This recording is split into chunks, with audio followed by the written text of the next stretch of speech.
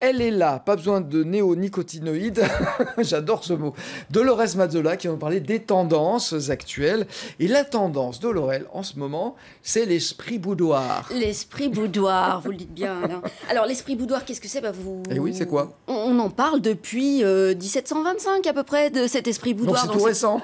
C'est tout récent. Voilà, le boudoir, c'était cette pièce exclusivement réservée aux dames. Alors, quand on pense boudoir, on pense parfum poudré, couleurs pastel, cascade de fleurs aux couleurs tendres, parfums orientaux, souliers de satin, voilà, toutes ces belles choses très féminines. Alors, on l'applique souvent, cet esprit boudoir, à la lingerie, la corsetterie, à la décoration aussi, un petit peu, on est dans cet esprit-là. Moi, je vous ai trouvé une créatrice de bijoux, une lyonnaise, Madame Desfeuillants.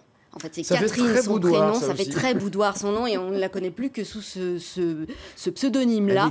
Madame Desfeuillants existe bien, elle est rue Romarin à Lyon. Et alors, elle nous propose des bijoux rétro, attention, pas vintage. Le vintage, ce sont des pièces anciennes dans leur jus.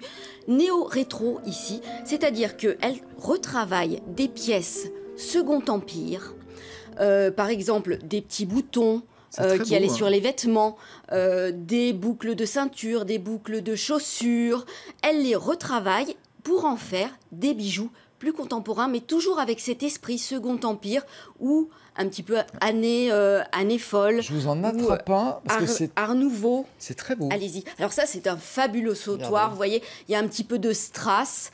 Voilà, on a un petit peu d'onyx ou de jet. On a aussi de la bakélite, de l'étain, du laiton. Voilà, on est sur des pièces très, on va dire, précieuses. On peut ça le porter vous va comme bien. ça. Il y a un petit côté Mata-Hari, là, Alain, dans ce que vous faites.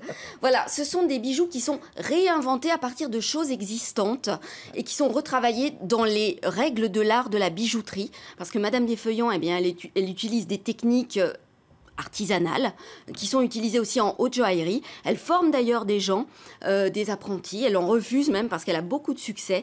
Regardez par exemple cette pièce-là, ce bracelet, il est ravissant. Ça, c'était une boucle de ceinture. Ça fait un peu penser aux bijoux que portait Nicole Kidman dans Moulin Rouge. Alors, effectivement, il y a un petit esprit cabaret, mais il y a surtout beaucoup d'influences qui viennent de chez René Lalique, par exemple, qui, avant de faire de la verrerie, de la cristallerie, faisait du bijou, de la joaillerie. C'est très beau ce qu'on voit. Penser aussi à ces influences, on les trouve aussi chez Jeanne Toussaint, dite La Panthère.